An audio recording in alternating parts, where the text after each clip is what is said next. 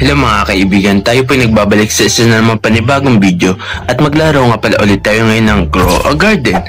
Pero bago natin to simulan, make sure na pindutin mo dyan ang like and subscribe dahil kapag na-reach po natin ang 50k subscriber, magkakaroon po tayo ng face reveal o face cam sa mga video po natin.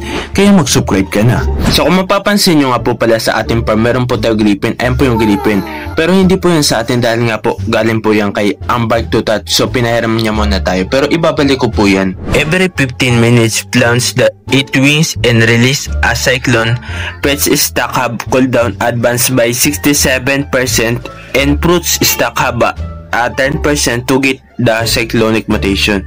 So kung mapapansin nyo nga din po pala sa ating harapan, meron na po pala tayo dito tinalim na mga enchanted eggs, 5 yan. Then hindi ko alam kung makakakuha tayo dyan ng divine, pero baka lang naman.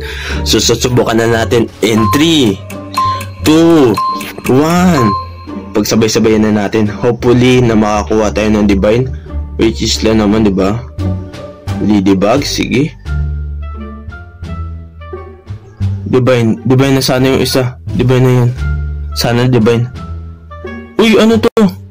Mukhang maganda to na isa. Glimmering Sprite. Every 3:37 minutes pass to a nervy fruit and enchants is applying Glimmering mutation. Ito yung kailangan natin si Glimmering Sprite. Nga pala mga kaibigan, pasensya na po pala kayo dahil hindi ko po ito na-record. Dahil nga po kapag magbubukas ako ng egg is manamalas po ako. Pero ito po nakuha natin sa pagbubukas po natin. Yes po, nakakuha po tayo ng Golden Ghost, which is hindi ko na siya na-record kasi nga po minamalas talaga ako kapag magbubukas. So isa po tong divine si Golden Ghost kasi natingnan ko na rin po to. So ano gagawa niya po, every 13 minutes lays a golden eggplant that starts with the portion mutation.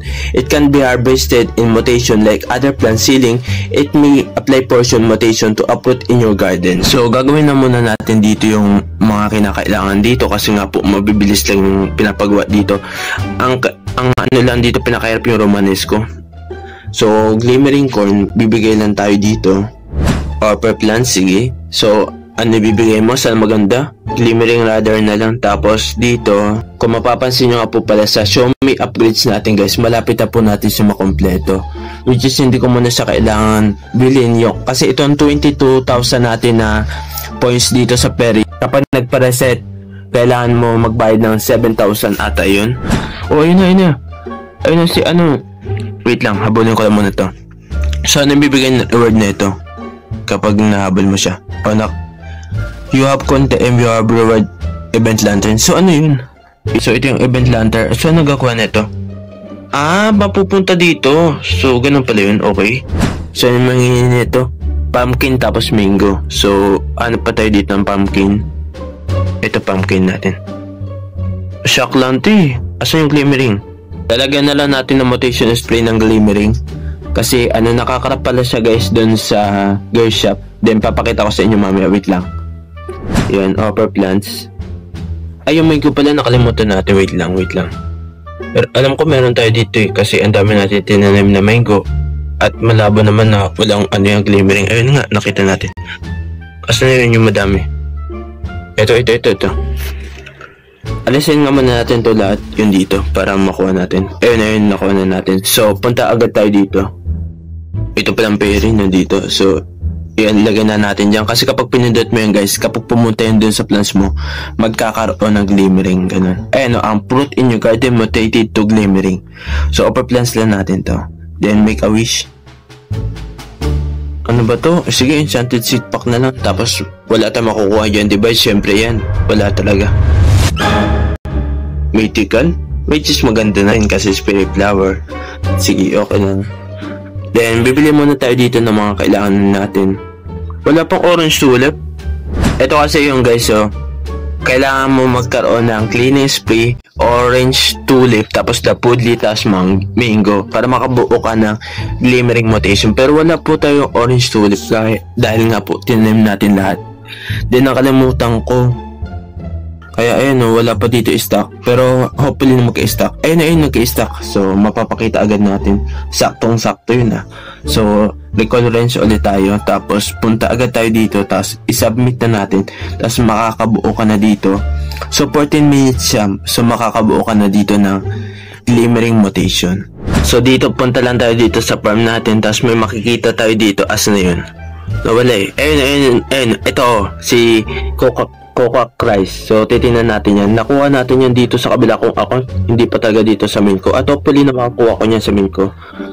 Dito sa linalaro natin. So ano gagawa niya? Every 16 minutes, scratches and all fruits within 20 stats have a 20.18% chance to turn silver, 1% chance to turn gold. Every 10 minutes, spits at 536 different fruit eggs pets.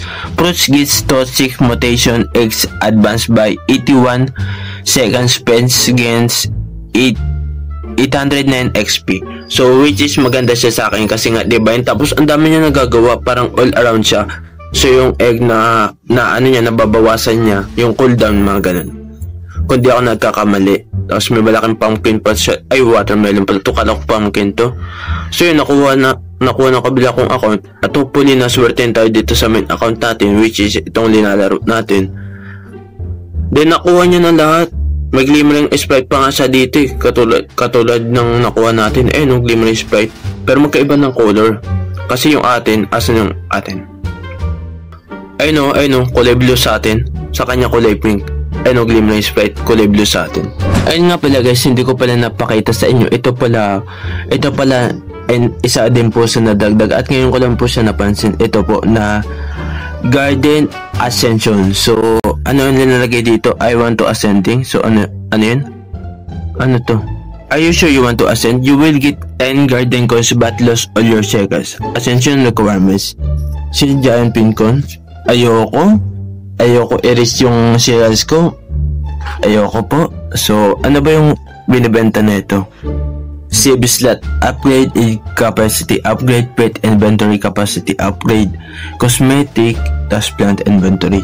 Ito yung maganda si egg capacity. Kaso nga lang ayoko po i-lose yung shekels ko. Nga pala guys, hindi ko na din pala maipasa sa kabila kong account itong lahat ng shekels ko para malagay tayo dun. Kasi nga po, tinanggal na po nila yun. Kasi nga, alam nila na gagawin natin yun. So ayun yung sinasabi ko sa inyo guys. Kailangan mag-restart. Kailangan mo magbigay na itong points na to. Kailangan mo ibigay dito 7,500 para ma-restart. Then ayun, mag-restart siya ulit. Kasi kapag hindi mo rin-restart yun, wala, mag-aantay ka pa ng 10 hours ata yun, kung di ako nagkakamali, o 7 hours. Kunin natin yun, tapos garden, tapos punta ulit tayo dito. Patulit lang naman yung ginagawa natin dito. Magbibigay lang tayo dito. So offer plans, tapos make a wish lang. Tapos yung glimmering radar, ikunin natin. Tomato na naman? What? So offer plans, tapos make a wish. Ito, motivation spray na lang. Kaya maganda dito may guys, may dalawa kayong slot kasi taniman nyo na lahat. Kasi minsan kakailanganin nyo katulad sa akin. So pera points na lang siguro. Mango tapos gluturn. Ayan, yung gluturn ko na doon sa kabila. What? Tatlo yung tinanamin natin. Walang linagyan gluturn dito. Wala talaga. So lalagyan na lang natin siya ng mutation. Pero lalagyan ba? Ayun! Sakto. Thank you. So asan yun? Ito ata yung nalagyan niya. Wait lang. Susubukan natin to kung ito yun. Di ko alam kung ito yung nalagyan niya ata eh. Try natin na kung gagana. Kapag hindi, ibig sabihin hindi ito yung nalagyan. Overplants. Gumana. Okay, ano yung nalagyan niya. Pero wala na nakalagay na mutation. Siguro nag-bug. Ay, nga pala guys. Nakalimutan ko ipaliwanag sa inyo. Itong giant bean natin, nakuha din pala natin. So kapag linagyan natin yung, asan yung ano natin? Ito. Ayan, lagyan natin. Ayun magiging malaki siya. Grabe, ang laki na ito. Ayun yung nagagawa ng pecha giant bean. Nakalimutan ko pala ipakita sa inyo. So ang nagagawa niya, pet is a giant bean has 15 faster hunger rate. Giants an additional 0.11 XP for each beanstalk planted in your garden. Okay? Yung imp yung gusto ko pala kayo eh. Wait lang, asan yung imp natin? Ayun. Grabe, ang laki ng ano natin. Mukhang pumangat siya. Na lang siguro yung alisin natin yung giant. Ayan, alisin natin yun. Uy, tara dito. Ayan, giant bean plus normal. Sige. Ito lang yung gagawin natin malaki. Siguro ito. Kasi habulin natin yan eh. para makita agad natin kasi nga ang liit, hindi ko makita. Ito, kailangan natin itong pair together, tapos ilagay natin to sa bar ni Bad siguro. Kasi yun yung matagal anuhan eh. Lagay natin dito sa gitna, ayan. Kasi kapag may ganyan guys, lalapitan niya ng peri. So kung mapapansin nyo nga po pala mga kaibigan, pwede na natin to-match itong enchanted egg. At hopefully makakuha tayo ng divine, no? So pagsabay-sabay na natin sila. Sana makakuha tayo ng divine. Kahit isang divine lang. Wala ba? Sana divine. Coca Christ. Ay wala. Ano ba yan? Ang pangit. Ang pangit ang binibigay sa akin ah. Hello mga kaibigan. So yan po pala si Amber Tutat. So binigyan po pala tayo niya ng Glipin. So ayan po si Amber Tutat. So maraming salamat sa iyo kaibigan. Thanks my friend Amber Tutat, yung taga-Indonesian. So ilalapag lang natin siya dito. Then sana swertein tayo sa pag-hatch natin. Sana makakuha tayo ng divine na pet. Makakuha kaya tayo ng divine. Tip lang naman, diba? Makakuha tayo ng divine. Divine ba yun? Ay, malas. So, nakuha na natin na maganda ay itong Glimmering Sprite. Tapos nakakuha rin pala tayo dito ng Golden Ghost, no? So, yun lang guys. So, dito ko muna siguro tatapos yung ating video. At medyo malas siguro ako kapag naka-record. So, magbubukas ako ng pet. Ipapakita ko sa inyo kapag nakakuha tayo ng maganda dito sa mga next episode natin. Kaya abangan nyo yun. So, I think dito ko man siguro tatapusin yung ating episode do guys. Then maraming salamat sa panonood at sana nag-enjoy kayo.